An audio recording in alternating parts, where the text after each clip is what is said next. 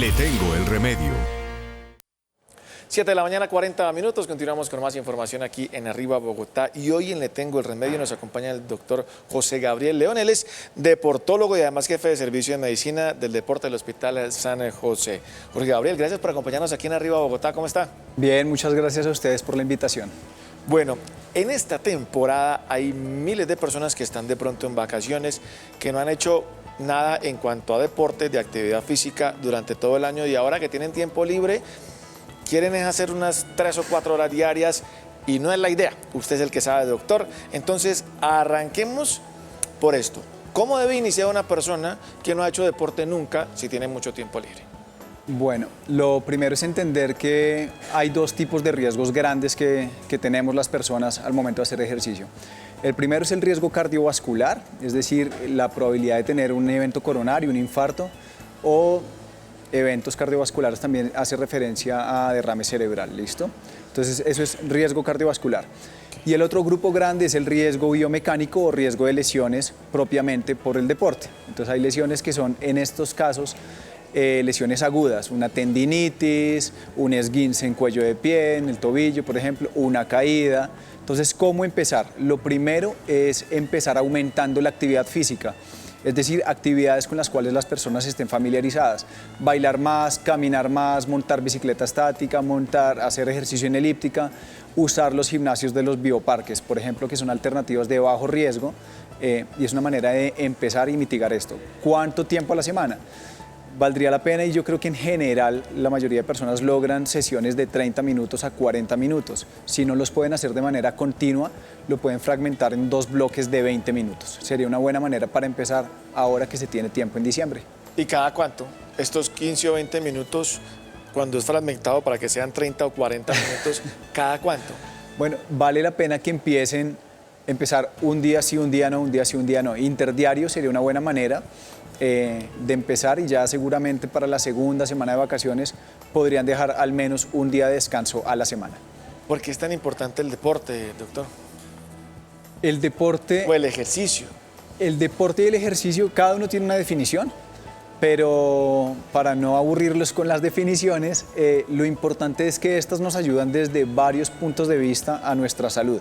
Tiene impacto en salud mental, que sabemos cada vez tiene mayor prevalencia las enfermedades de salud mental, como trastornos de ansiedad y depresión, adicciones también. Tiene impacto a nivel de salud cardiovascular, tiene impacto a nivel de salud ósea, entonces tenemos población mayor con riesgo o factores de riesgo para tener enfermedades como osteoporosis, riesgo de caída, y claramente nos ayuda a buscar un envejecimiento digno y un envejecimiento saludable, manteniendo la independencia en los últimos años de vida. Eso es, digamos, uno de los grandes aportes que tiene el ejercicio con nosotros.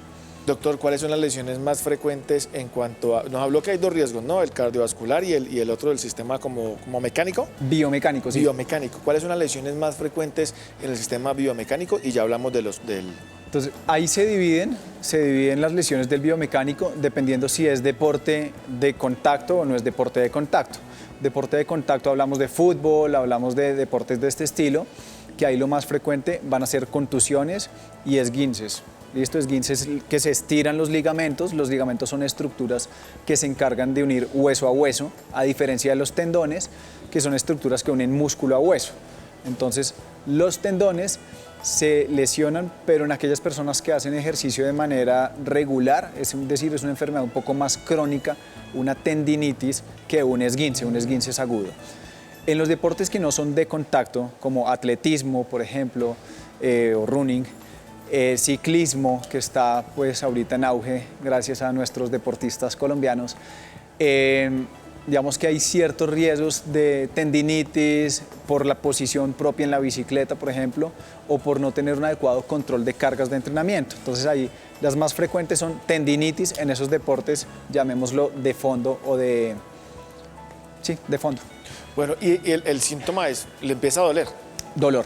¿Dolor? Cuando uno dice, no, entre más ejercicio haga, se me va quitando este dolor, o cuando uno dice, no, esto toca ir a donde los que saben.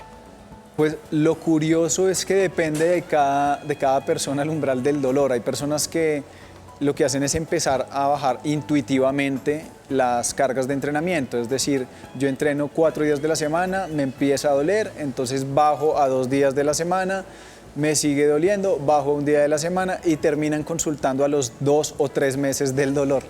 Digamos que eso es lo más frecuente, lo que uno puede ver más frecuentemente en consulta. ¿Y lo ideal es ir cuando le empieza a doler? ¿O qué? Sí, lo ideal es apenas hay dolor, si no está asociado o a que aumentó la carga de entrenamiento o que hubo un cambio, por ejemplo, cambio de bicicleta, cambio de zapatos, cambio de la rutina en el gimnasio. Si no hay nada de esto asociado y hay dolor, sí, lo importante es una consulta oportuna porque puede uno evitar una lesión crónica. Lesiones crónicas, hablamos de lesiones de más de 3 meses de evolución. Bueno, y ahora hablemos de los riesgos cardiovasculares. De pronto uno dice, no, pues sí, le da un infarto, pero no es tan así. Eso tiene otras definiciones, tiene además unos síntomas. ¿Cuándo hay que ponerle cuidado a esto?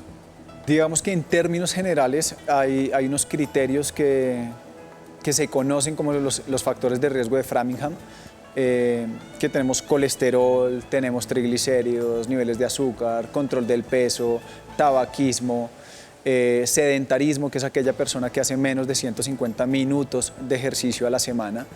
Entonces, teniendo esa sumatoria de factores de riesgo, uno va definiendo y va estableciendo esto. En la medida que las personas nos hacemos mayores y aquellas personas que tienen hombres mayores de 50 años y mujeres postmenopáusicas, el riesgo cardiovascular aumenta. Entonces, aquellas mujeres, por ejemplo, que todavía no ha llegado la menopausia, por los estrógenos tienen, digamos, un mayor control de esos factores de riesgo cardiovasculares.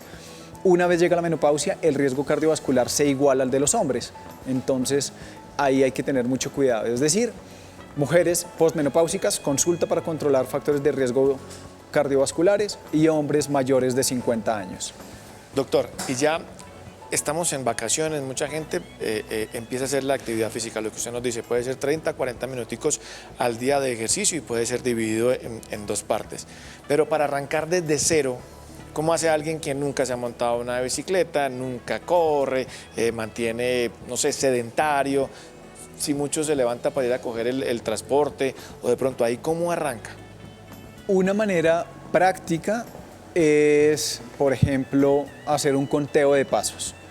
Entonces, el conteo de pasos, antes hablábamos de 3.500 pasos al día. Hoy en día estamos estableciendo que para que una persona sea independiente en los últimos años de vida o un adulto mayor sea independiente, debe hacer más de 7.500 pasos. Diarios, 7.500 pasos diarios.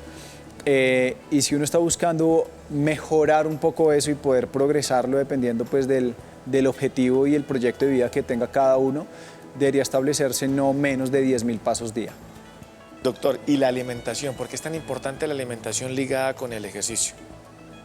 La alimentación es el 70% de los resultados y del control de enfermedades crónicas no transmisibles como diabetes, colesterol, triglicéridos, que se llama dislipidemia o hiperlipidemia. Entonces, ¿qué es lo que sucede? Y se han hecho varios estudios en los que se ha demostrado que las personas creemos que hacemos más ejercicio del que realmente hacemos y que comemos menos de lo que realmente comemos.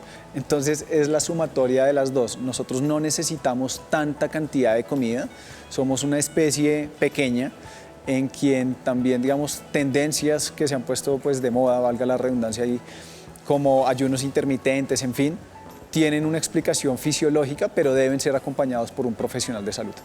Y la gente que de pronto en estos días se excede con la alimentación, así hagan ejercicio regularmente, pero bueno, lo que usted nos dice, el 70-30, ¿no? Exactamente, el tema son los hábitos, la alimentación, digamos que, para que se hagan una idea, un buñuelo, sí. Un buñuelito, más o menos pesa 70-80 gramos, pero esa preparación más o menos aporta 350 a 400 calorías. Eso quiere decir que si yo peso 70 kilos, debo estar trotando o caminando rápido más o menos a 6 kilómetros por hora durante 50 minutos para tener un gasto calórico equivalente a un buñuelo. O sea que si me como 3 buñuelos, necesito hacer 3 horas de ejercicio para poder quemar esa. Es una manera de verlo. O camina 3 horas o hace una actividad mucho más intensa, menos tiempo. Por ejemplo, corre a 13 kilómetros por hora 45 minutos. por ahí que le Entonces, vaya bien, es tiene una que ser 1 hora. equivalencia de intensidad con tiempo. Y si a eso le mezcla licor, que son calorías vacías, los que saben son ustedes ahí que Pues ahí sí no empata no empata. no hay nada que hacer. ¿Cómo podemos cuidar eso? Pero sabemos que estamos en Navidad, está el platico de natilla, los buñuelos, hay más comida, la lechona. Una alternativa que pueden utilizar es, si yo sé que voy a estar comiendo a las 10 de la noche, al otro día empiezo a comer a las 10 de la mañana. ¿Listo? Eso sería, ni siquiera es un ayuno intermitente, sino que son 12 horas como para tratar de equilibrar un poquito ese sistema de metabolismo basal. Esto sería una manera muy... 12 horas, 12 última horas comida con entre la último primera. bocado y primer bocado. Sería una manera muy práctica de manejarlo, pero pues vale la pena que vayan a un profesional de salud que los oriente. Este año ya está encima, pero que se programen y proyecten que en diciembre, igual yo lo hago con mis pacientes, uno en diciembre sabe que hay cambios culturales, que hay cambios de rutinas, que hay cambios de todo, y uno tiene que ajustarse a eso. Digamos que uno va ciclando el proyecto y el que tiene con cada uno de sus pacientes. Doctor, ya vamos finalizando, pero digamos la mezcla del licor con el deporte. La gente toma traguito, al otro día va a hacer deporte o a los 2 días todavía tiene efectos del alcohol ahí. ¿Qué tan peligroso es y se puede o no? No se recomienda, claramente no se recomienda. Digamos, el licor per se va a deshidratar a los pacientes, nos deshidrata a todos. Entonces, lo que uno tiene que asegurar es, ok, voy a tomarme un trago, no me excedo, tengo una buena hidratación antes de acostarme, y si al otro día hay algo de secuelas de ese trago que me tomé, pues preferiblemente hacer una sesión muy suave de ejercicio. ¿A qué me refiero muy suave? Pueden hacer solamente una sesión de estiramientos, sesiones de yoga, de balance, de ese estilo, y no algo que implique mayor tasa de sudoración, como trotar, por ejemplo. Y el deportista, el que ya sabe cómo es el tema, sabe que si toma un trago, al otro día le queda muy difícil ir a hacer ejercicio. Doctor, ya para finalizar, recomendaciones. Recomendaciones: compartan con familia, tengan una Navidad lo más balanceada, aprovechen este tiempo para planificar y proyectar un poquito más la vida y ver si requieren o no requieren cambiar su estilo de vida para que tengan una vejez digna. Doctor, muchísimas gracias por acompañarnos aquí en Arriba Bogotá. José Gabriel León, muy amable, muy buenas recomendaciones. Ya saben, un buñuelo equivale más o menos a 1 hora de ejercicio, así que tomen sus medidas.